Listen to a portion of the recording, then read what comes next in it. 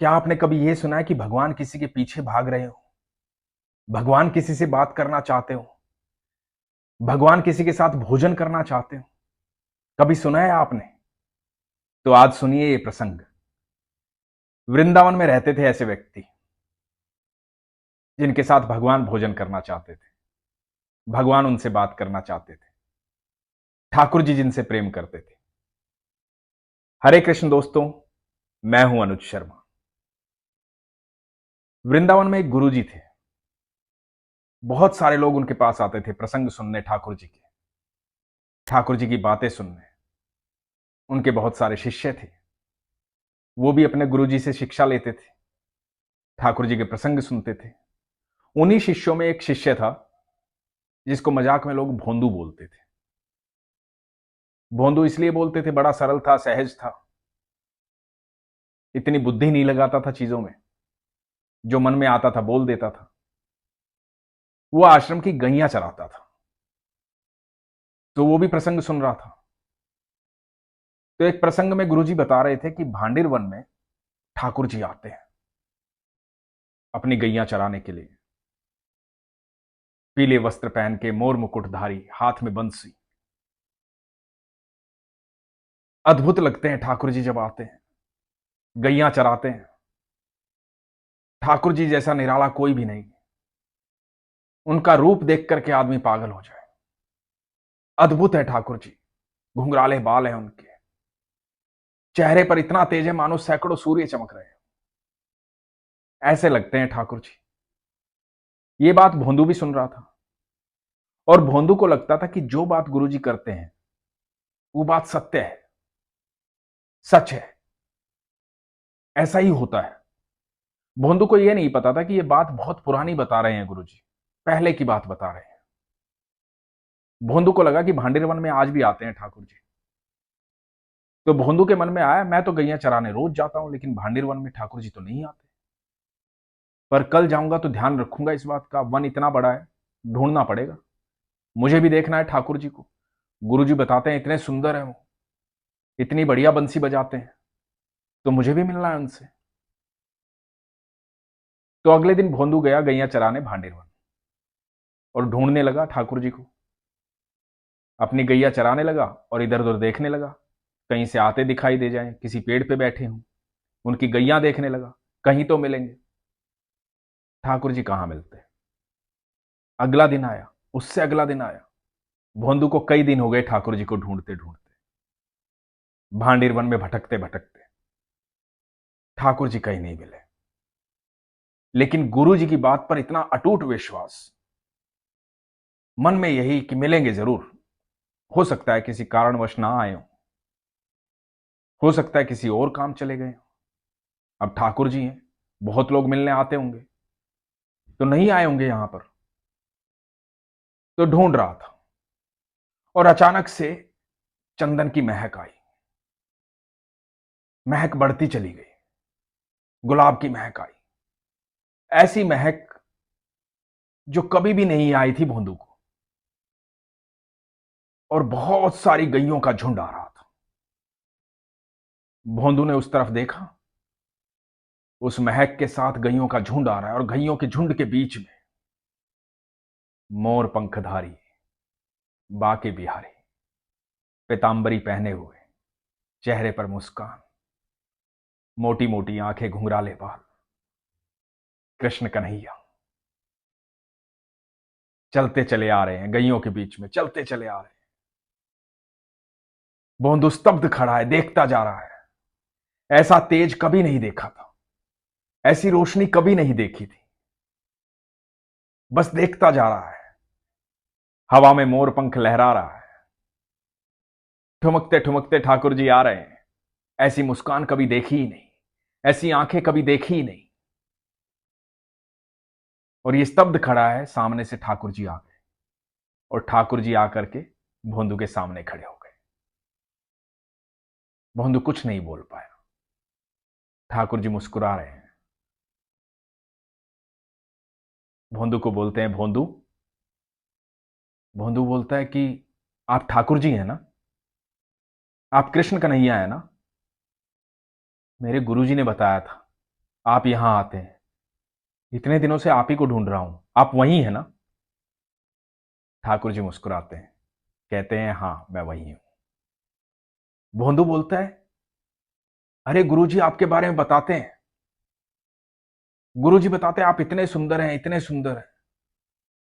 मैं सच बताऊं, जितना गुरुजी बताते हैं ना उससे तो कहीं ज्यादा सुंदर है आप जैसा सुंदर तो कोई हो ही नहीं सकता। मैं तो बस देखता ही रह गया आपको, आप कितने खूबसूरत हैं, आपको कोई देखे तो देखता ही रह जाए। मैं तो बस देखता ही रह गया। तो ठाकुर जी बोले, भोंदू बातें बहुत हो गई, भूख बहुत जोर की लगी है, कुछ खाने को है तेरे पास? अब भोंदू हड़बड़ाया, बोला हाँ है, खाने को है। अब भोंदू बेचारा अपनी 4 रोटी लेकर जाता था, थोड़ी सी सब्जी खोली ठाकुर जी के सामने। ठाकुर जी को बोला कि ये लीजिए। ठाकुर जी ने सब्जी रोटी खाई और ठाकुर जी बोले, और कुछ है? भोंदू बोला, नहीं ठाकुर जी, बस ये 4 रोटियां थी मेरे पास तो बोले कि कल फिर आएगा तो मेरे लिए अच्छे से भोजन लेकर आना, भूख बहुत लगती है मुझे, तो खाना लेकर आना। भोंदू बड़ा प्रसन्न हुआ, खुश हुआ, मन में बस यही सोच रहा था, मेरे गुरुजी की बात सच्ची थी। मैं ही मन में ऐसे ख्याल ला रहा था कि हो सकता है अब ना आते हो सकता है कहीं चले गए हो, पर ठाकुर जी तो आते हैं। अब भोंदू आश्रम चला गया। भोंदू ने यह बात किसी को नहीं बताई। भोंदू अगले दिन सुबह जब आ रहा था तो रसोइये से बोला कि थोड़ा भोजन ज्यादा बांध देना। रसोइये को लगा कि भूख लग जाती होगी, सारा दिन धूप में गैया चराता है, भोजन ज्यादा बांध दिया। पहुंचा, ठाकुर जी आए, ठाकुर जी के पास बैठा, खाना खाया, बहुत सारी बातें की, बताया कि मैं गैया चराता हूं, आश्रम में रहता हूं, मेरे गुरुजी ऐसे हैं। अब ठाकुर जी भी अपनी बातें बता रहे थे, मित्रता बढ़ती जा रही थी। ठाकुर जी बोले, कल खाने में कुछ और लेकर आना। अगले दिन भोंदू फिर गया। ऐसा करते करते कई दिन बीत गए। भोंदू खाना लेकर जाता, ठाकुर जी रोज खाना खाते। एक दिन रसोइये ने गुरुजी से शिकायत कर दी, कहा कि पता नहीं ये भोंदू को क्या हो गया, कई दिन से ज्यादा खाना लेकर जाता है, समझ में नहीं आ रही, ये कहीं खाना बांटता तो नहीं है, कहीं इतना खाना तो नहीं खाता था ये। तो गुरुजी ने भोंदू से पूछा, भोंदू आजकल तू बहुत खाना लेकर जाता है, क्या बात हुई, सब ठीक ठाक तो है या किसी और को देता है? भोंदू ने कहा, नहीं गुरुजी, वो आपने बताया था ना भांडीर वन में ठाकुर जी आते हैं, तो ठाकुर जी आते हैं मुझसे रोज मिलने, उनको खाना बहुत अच्छा लगता है यहां का, तो उनके लिए लेकर जाता हूं। तो गुरुजी ने कहा, क्या ठाकुर जी आते हैं? कौन ठाकुर जी? अरे गुरुजी आपने बताया था ना कन्हैया आते हैं, कृष्ण कन्हैया, मोरपंखधारी। गुरुजी बोले, कैसी बात कर रहा है, कौन आता है वहां? बोला, अरे गुरुजी मैं वही बता रहा हूं जो आप कह रहे थे, ठाकुर जी आते हैं, रोज मेरे साथ खाना खाते हैं। तो गुरुजी को लगा कि कोई बच्चा आता होगा ठाकुर जी जैसे कपड़े पहन के, मोर पंख लगा करके।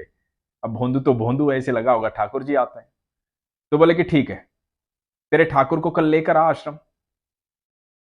तो भोंदू बोला कि ठीक है गुरुजी, मैं ही लेकर आऊं?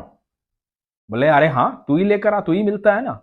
तो भोंदू तो इस बात से खुश था कि इसके गुरुजी ने उसे आदेश दिया कि तू ठाकुर जी को लेकर आ, क्योंकि भोंदू को लगता था ठाकुर जी तो सबसे मिलते होंगे, तो शायद किसी और शिष्य को भेजेंगे, पर मुझे आज्ञा दी है तो मैं जरूर जाऊंगा। अब भोंदू पहुंचा अगले दिन भोजन लेकर के ठाकुर जी के पास। और जब ठाकुर जी भोजन करने लगे तो ठाकुर जी को बोला, ठाकुर जी सुनो, मेरे जो गुरुजी हैं ना, उन्होंने आपको बुलाया है, एक बार उनसे मिलने चलो, मैंने वादा किया है उनसे कि आपको लेकर आऊंगा। ठाकुर जी बोले, सुनो भैया, मैं तुम्हारा दोस्त हूं, तुम्हारा मित्र हूं, किसी और के लिए नहीं जाऊंगा, और तुम्हारे गुरुजी से मेरा क्या वास्ता, मेरा वास्ता तुमसे है। तुम मेरे साथ बैठो, बातें करो, खाना खाओ, जो तुम्हारा मन करता है करो, जब तुम बुलाओगे मैं आ जाऊंगा, लेकिन किसी और के लिए नहीं जाऊंगा। भोंदू बोला, नहीं नहीं ये गलत बात है, ऐसे क्यों नहीं जाओगे, और गुरुजी से वास्ता क्यों नहीं है? गुरुजी की वजह से मैं आपको जानता हूं, अरे गुरुजी ने शिक्षा दी थी, गुरुजी ने आपके बारे में बताया था, तभी तो आपको ढूंढ रहा था यहां। तो ठाकुर जी बोले, कोई बात नहीं, अब तो तुम मिल गया ना, मैं कहीं नहीं जाऊंगा। तुझे मुझसे मिलना है तो मुझसे मिल, मेरे साथ खाना खा। अब भोंदू को बड़ा बुरा लगा कि मेरे गुरुजी के बारे में ऐसा बोला। भोंदू ने ठाकुर जी के सामने से भोजन उठा लिया। भोंदू बोला, देखो खाना खाना है ना तो मेरी बात माननी पड़ेगी। अब ठाकुर जी बोले कि भैया खाना खाऊं ना खाऊं, लेकिन मैं ये बात नहीं मानूंगा। मैं तो तेरे साथ ही बैठ सकता हूं और किसी के पास नहीं जाऊंगा। भोंदू बोला कि ठीक है, कोई बात नहीं, ना मैं आज के बाद खाना लाऊंगा, ना मैं आपसे मिलूंगा, और मुझे आपसे मिलना भी नहीं है। आज के बाद आना भी मत मेरे पास, मैं जा रहा हूं। अरे आप समझ ही नहीं रहे, जिन गुरुजी की वजह से मैं आपको जानता हूं, आप उनसे मिलने के लिए मना कर रहे हो। आप कह रहे हो कि उनसे वास्ता क्या है। ये बहुत गलत बात है। आप मेरे गुरुजी से नहीं मिलोगे। अरे गुरुजी ने सब कुछ सिखाया है, गुरुजी ने आपके बारे में बताया है, तो आप समझ ही नहीं रहे हो। तो ठीक है, आप नहीं समझ रहे हो तो मैं क्यों समझू। आज के बाद आपका मेरा वास्ता भी खत्म। ठाकुर जी देख रहे हैं। भोंदू ने अपना सामान लपेटा और जाने लगा। ठाकुर जी को यह बात बर्दाश्त नहीं हुई। इतने सरल और इतने सीधे भक्त से ठाकुर जी क्यों नहीं मिलना चाहेंगे। हमें तो अंदाजा भी नहीं है कि ठाकुर जी हमसे कितना प्यार करते हैं। ठाकुर जी भोंदू की सरलता पर मुस्कुरा रहे थे। भोंदू बढ़ता जा रहा था। भोंदू को आवाज दी, भोंदू रुको। हम भोंदू रुकने को तैयार नहीं। ठाकुर जी पीछे पीछे, भोंदू आगे आगे। ठाकुर जी जितना तेज आवाज दें, भोंदू उतना तेज आगे बढ़े। तो ठाकुर जी ने भाग करके भोंदू को पकड़ लिया और भोंदू की पीठ पर बैठ गए। बोला, अरे नाराज क्यों होते हो, चलो जहां चलना है। अब भोंदू की पीठ पर बैठ करके ठाकुर जी भोंदू के साथ चल पड़े गुरुजी के आश्रम की तरफ। इधर गुरुजी बैठे हुए हैं और गुरुजी देख रहे हैं कि बहुत सारी गैयां आ रही हैं, बहुत सारी गैयां आ रही हैं। इतनी गैयां कभी वृंदावन में देखी ही नहीं थी। छोटी छोटी बछियां आ रही हैं, वही चंदन और गुलाब की महक आ रही है, और उनके बीच में आ रहे हैं भोंदू की पीठ पर बैठे हुए ठाकुर जी। ये दृश्य देख करके गुरुजी ऐसे के ऐसे ही रह गए। अपनी आंखों पर विश्वास नहीं हुआ। आंखें मलने लगे कि ये क्या देख रहा हूं मैं, ये कैसे हो सकता है, ये संभव है ही नहीं। वही तेज, वही प्रकाश जो आज तक सिर्फ किताबों में पढ़ा था, ग्रंथों में पढ़ा था, साहित्यों में पढ़ा था, गुरुओं से सुना था, कभी देखा नहीं था, आज सामने दिख रहा था। भोंदू की पीठ पर बैठे हुए बाके बिहारी, कृष्ण कन्हैया, मोर मुकुटधारी। और गुरुजी देख रहे हैं, और देखते देखते गुरुजी निढाल हो जाते हैं, मूर्छित हो जाते हैं। ठाकुर जी को लेकर के भोंदू पहुंचता है गुरुजी के पास और आवाज देता है, गुरुजी उठो, ठाकुर जी आ गए हैं। गुरुजी को उठाता है। सामने ठाकुर जी को गुरुजी देख रहे हैं, भोंदू को देख रहे हैं। आंखों पर विश्वास नहीं हो रहा है। ठाकुर जी मुस्कुरा रहे हैं और गुरुजी ने सबसे पहले भोंदू के चरण स्पर्श किए, ठाकुर जी के चरण बाद में स्पर्श किए। गुरुजी ने कहा कि तेरे जैसा सच्चा, सरल, तेरे जैसा प्यारा कोई हो ही नहीं सकता।